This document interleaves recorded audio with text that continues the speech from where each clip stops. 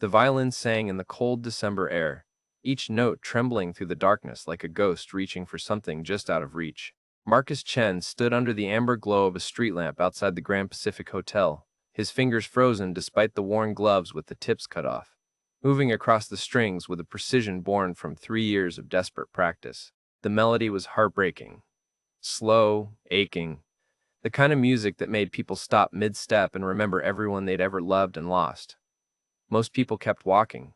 Some paused for a moment, let the music wash over them, then hurried on to their warm cars and expensive dinners.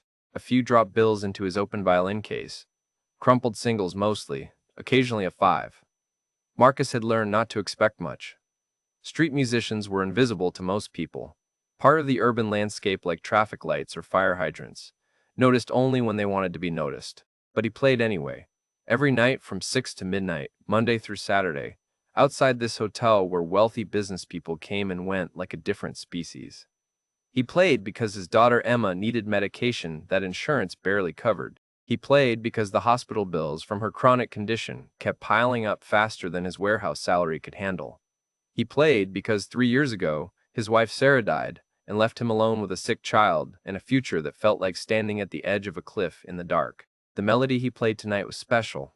He found it 6 months ago in an old music box at an estate sale in Port Townsend, a small coastal town he'd driven to on his one day off, hoping to find something cheap he could resell. The box itself had been unremarkable wooden, slightly warped, with a simple mechanical movement that played a tinny approximation of something classical. But tucked inside, folded and yellowed with age, had been sheet music, handwritten, no title, no composer name, just notes on a staff, carefully penned in fading ink. Marcus had almost thrown it away, but something made him take it home, made him sit down with his violin. Really, the one possession of hers he couldn't bear to sell and try to play it. The moment the first notes filled his small apartment, something shifted in the air. Emma, who'd been listless and pale on the couch, had sat up. Tears had formed in her eyes, though she couldn't say why. Marcus had felt it too. The melody carried weight, like it was holding years of longing and love and grief all at once. He'd played it on the street the next night and made more in tips than he usually made in a week. People didn't just drop money and walk away. They stood there, transfixed, until the song ended. Some cried. One old man had gripped Marcus's shoulder afterward and whispered, "Thank you," like Marcus had given him something precious. So Marcus played it often now, this nameless melody from a nameless composer, and tried not to think too hard about why it affected people the way it did. Music was strange that way. Some songs were just songs, others were prayers, others were ghosts. Tonight the street was quieter than usual. The hotel was hosting some corporate event. Black cars lined up like patient animals waiting for their owners. Marcus had positioned himself near the entrance, but not too close. Security had chased him off before, when he'd been too obvious. He'd learned to find the sweet spot where he was visible enough to catch attention, but distant enough to avoid being a problem. He was halfway through the melody, his eyes closed, letting muscle memory guide his fingers, when he felt it. That shift in the air that meant someone was watching. Not just glancing, watching. He opened his eyes. A woman stood 10 feet away, frozen on the sidewalk like she'd been turned to stone mid-step. She was striking in that way wealthy people often wear: elegant black coat, dark hair pulled back severely, the kind of posture that spoke of private schools and country clubs. But it was her face that made Marcus's fingers almost slip on the strings. She looked absolutely shattered. Her eyes were wide, unblinking, fixed on him with an intensity that was almost frightening. Her hand was pressed to her chest like she was trying to hold her heart in place. Marcus kept playing. He'd learned not to break concentration when someone was having a moment with the music. But he couldn't stop watching her. She swayed slightly, like the melody was a physical force pushing against her. Her lips moved, forming words he couldn't hear. Behind her, a sleek black car waited, its driver standing by the open door, looking confused about why his passenger hadn't gotten in. The melody built to its crescendo, that part where the notes climbed higher and higher before falling like tears. The woman's hand dropped from her chest to cover her mouth. She took a step forward, then another. By the time Marcus drew the final note out long and lonely, letting it fade into the December night, she was standing right in front of him. Up close, she was probably in her late 30s, around his age. Beautiful, but in a cold way, like a marble statue. Except her eyes weren't cold at all right now, they were burning. "Where did you learn that song?" Her voice was sharp, demanding, but underneath Marcus heard something desperate. He lowered his violin carefully. I found it. Sheet music in an old music box. Where? She stepped closer.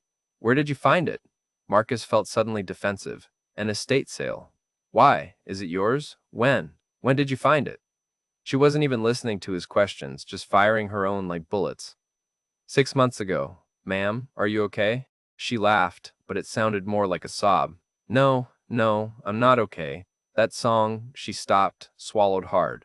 Who wrote it? Was there a name on the sheet music? No name, just notes. I assumed it was some old classical piece I didn't recognize. It's not classical, her voice broke. It was written by someone I knew, someone who died 15 years ago.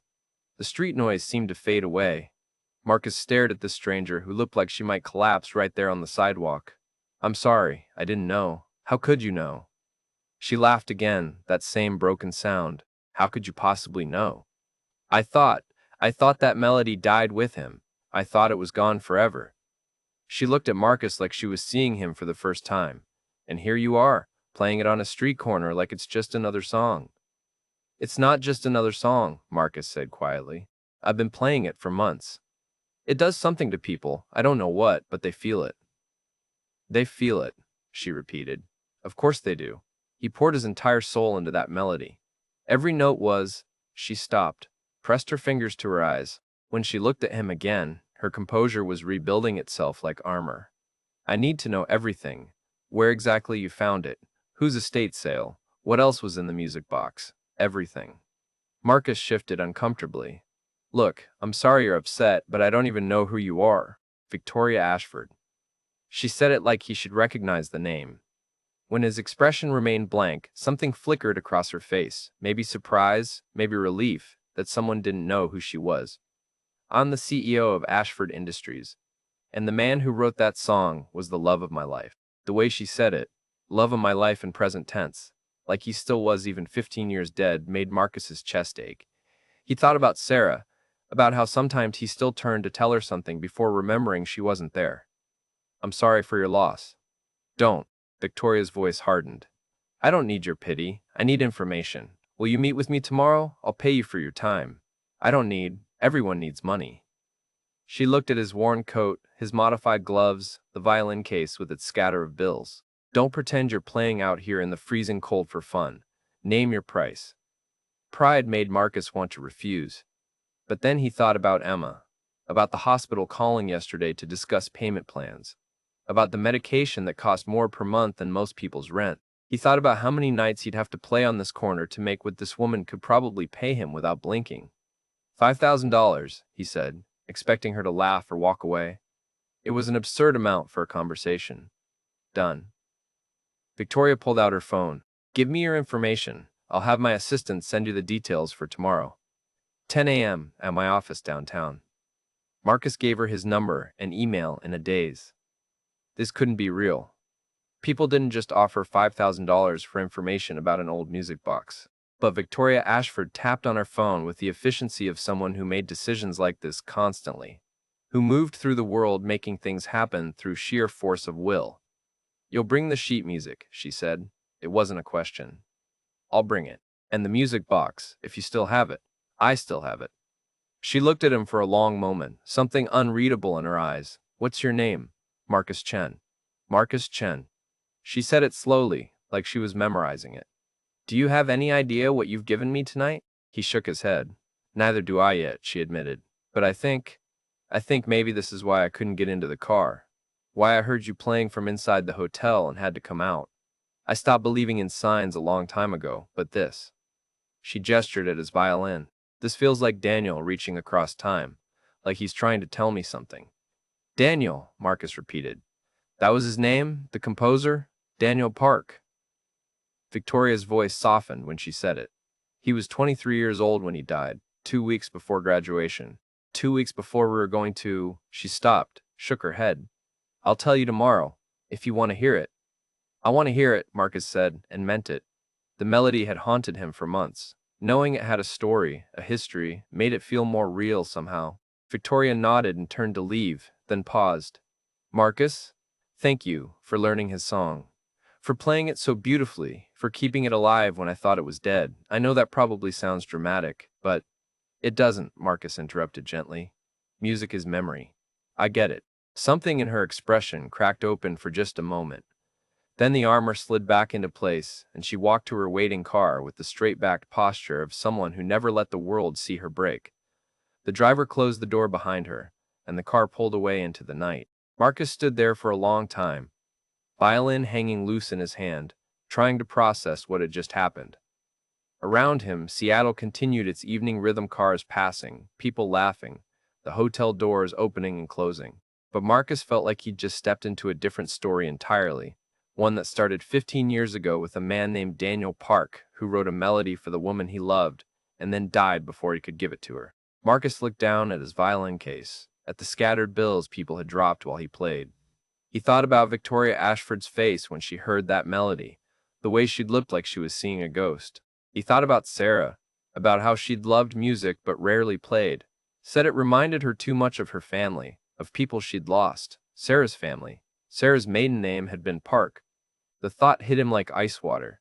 It couldn't be. It was too strange, too coincidental. Park was a common name. There were thousands of Parks, millions. Just because Sarah's brother had died young, died before Marcus had ever met her, just because Sarah had once mentioned he'd been studying music, number it was impossible. The world wasn't that small. Fate wasn't that deliberate. But Marcus's hands were shaking as he packed up his violin.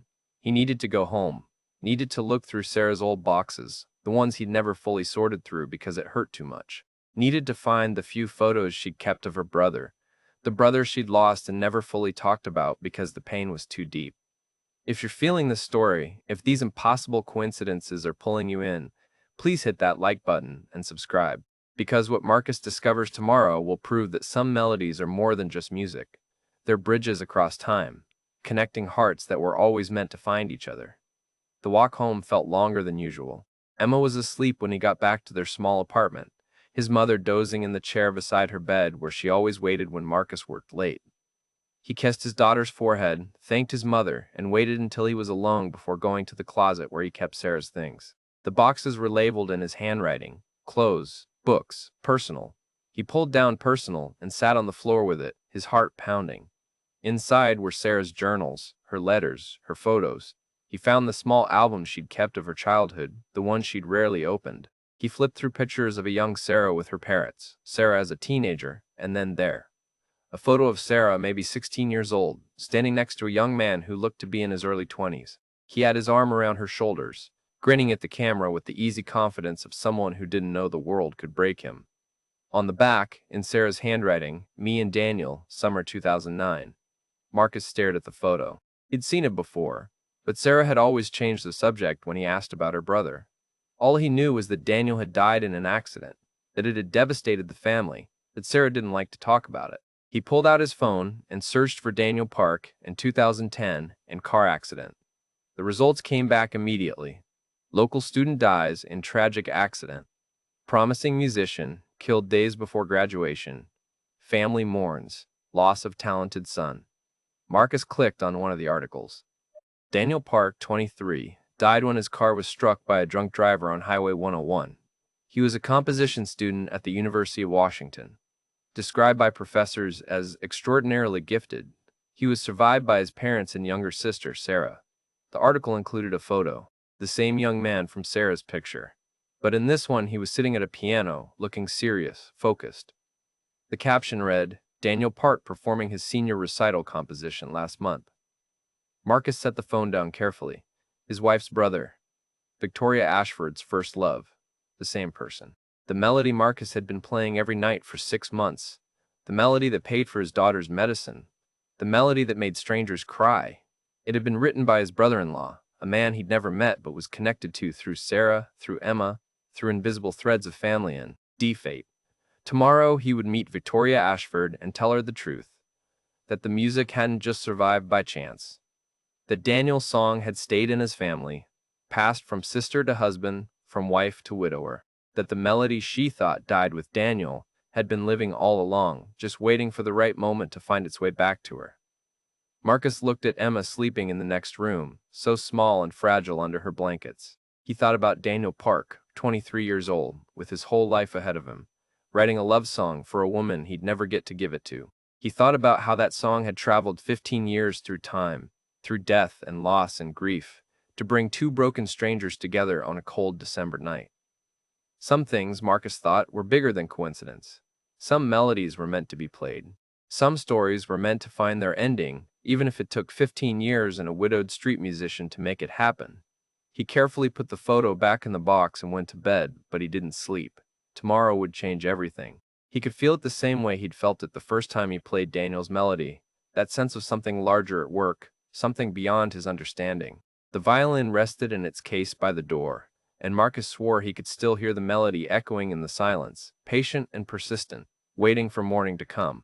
Marcus stood in the lobby of Ashford Tower at 9:45 the next morning, feeling like he'd wandered onto the set of a movie about people who lived in a completely different world than his. The lobby was all marble and glass and steel, everything polished to a mirror shine. The kind of place where even the air felt expensive. People in tailored suits moved through the space with purpose, their shoes clicking on the floor in a rhythm that spoke of meetings and deals and decisions that affected thousands of lives. He clutched the music box under his arm, the sheet music carefully folded in his jacket pocket. He barely slept. After finding Daniel's photo, he'd spent hours going through Sarah's things, piecing together fragments of a story she'd never fully told him. A few old letters from Daniel to his little sister, full of jokes and encouragement and love, a program from his senior recital, a newspaper clipping about the accident that Sarah had kept folded in a book of poetry. Sarah had loved her brother deeply. That much was clear. But she'd also never mentioned that he'd been in love with someone from a wealthy family, never mentioned the name Victoria Ashford. Maybe she hadn't known. Or maybe the pain of Daniel's death had been too tangled up with everything else, too complicated to talk about. A receptionist directed Marcus to the 42nd floor. The elevator was glass-walled, offering a view of Seattle spreading out below as he rose higher and higher. By the time the doors opened, Marcus felt dizzy, and it had nothing to do with the height. Victoria's assistant met him, a young woman with a tablet and an efficient smile, who led him down a hallway lined with abstract art that probably cost more than Marcus's entire apartment building. She opened a door to what turned out to be a conference room with floor-to-ceiling windows overlooking the city. Victoria was already there, standing at the window with her back to the door. She wore a dark blue suit, her hair pulled back in the same severe style as last night. But when she turned, Marcus saw that she looked exhausted, like she hadn't slept either. "Marcus," she gestured to the table. "Please, sit. Coffee? I'm okay."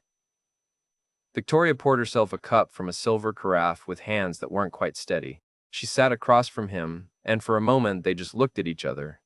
Two people connected by a ghost neither of them had expected to encounter. "You brought it," Victoria said, looking at the music box. Marcus set it on the table between them. "And the sheet music." Victoria reached for the box slowly, like it might disappear if she moved too fast. She opened it carefully, and the mechanical movement inside began to play its tinny approximation of a waltz. She closed it immediately, her jaw tight. "I'm sorry," Marcus said. "I should have warned you. It's fine." But her voice said it wasn't fine at all. She took the sheet music when Marcus offered it, unfolding it with reverent care.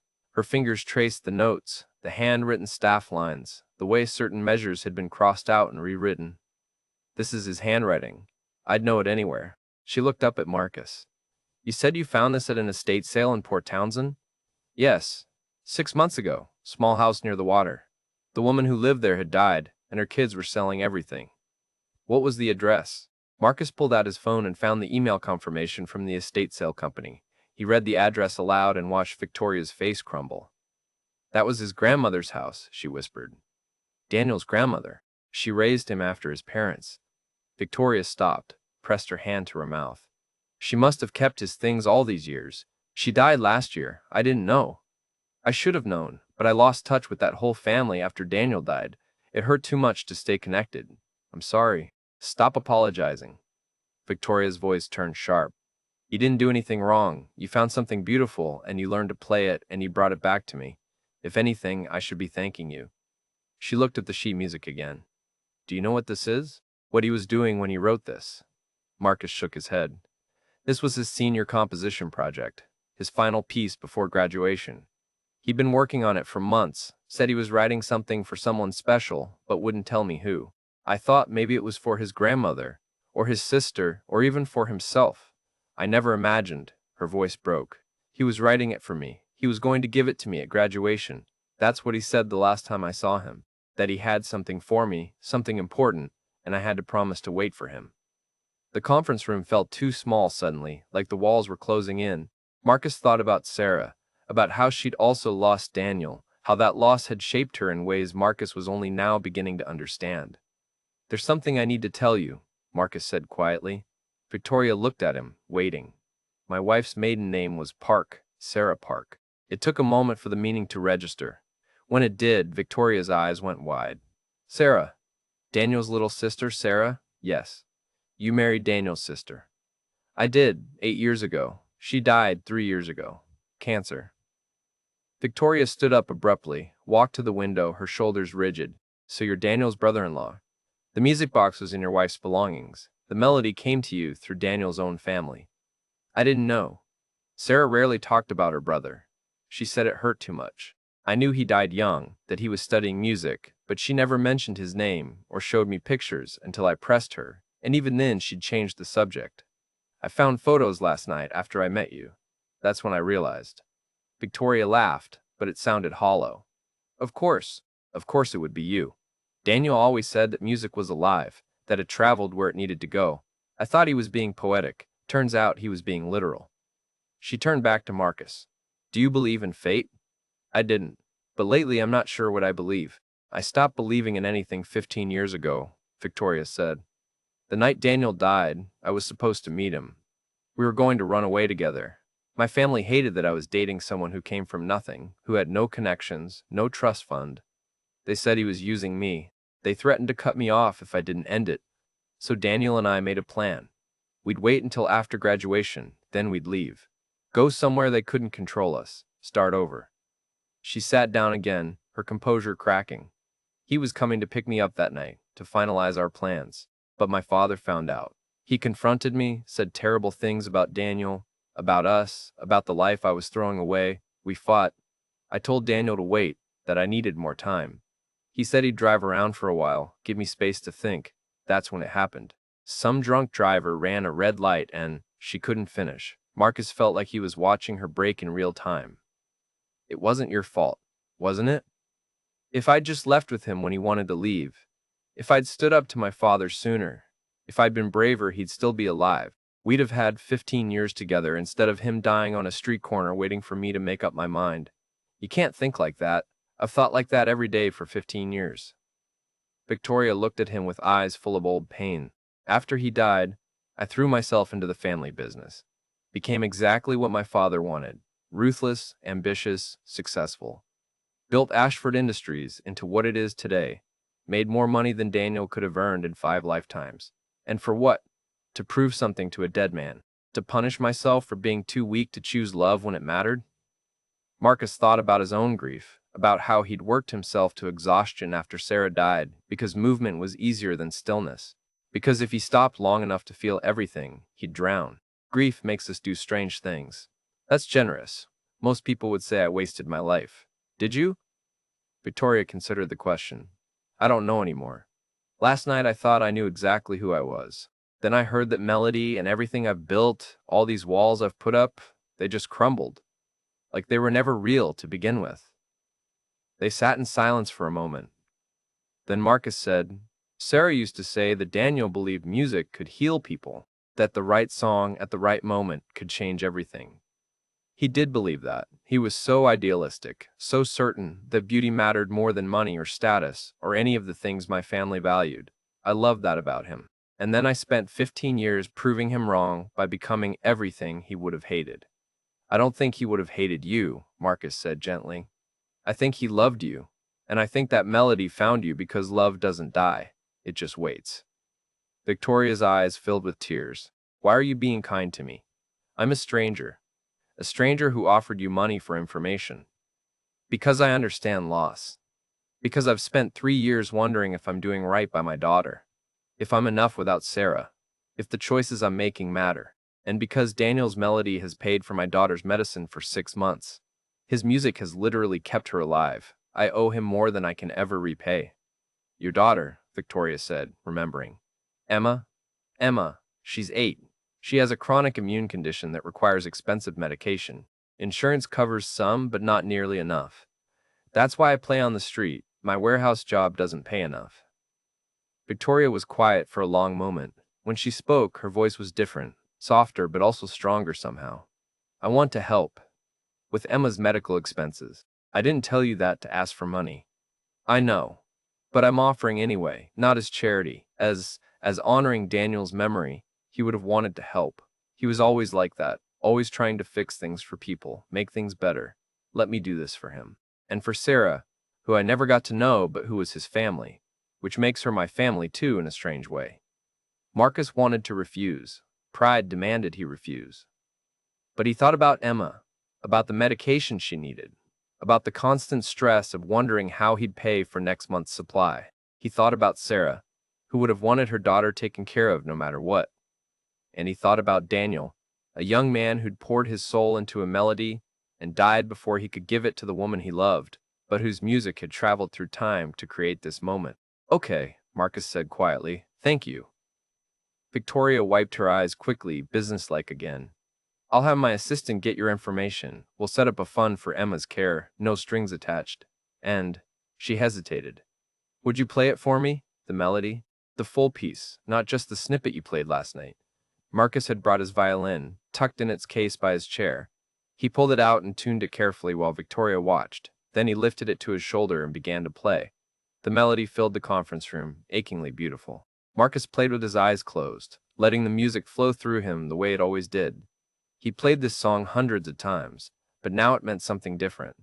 Now he knew it was Daniel's love letter, his final gift, his way of saying, I loved you to a woman he'd never see again. When the last note faded, Marcus opened his eyes. Victoria was crying openly now, not bothering to hide it. She looked younger somehow, more human, like the armor she wore had finally come off completely. Thank you, she whispered. Thank you for keeping it alive. Thank you for telling me its story. They sat in the silence after music. Two strangers connected by love and loss and a melody that refused to die. Outside the windows, Seattle moved through its morning, oblivious to the small miracle happening 42 floors above the street. Would you? Victoria stopped, started again. Would you let me meet Emma? Sometime, not now, but when you think she'd be okay with it. I'd like to know Daniel's niece. I think she'd like that, Marcus said. She's always asking about her uncle. Sarah's stories were limited, but Emma knows he was special.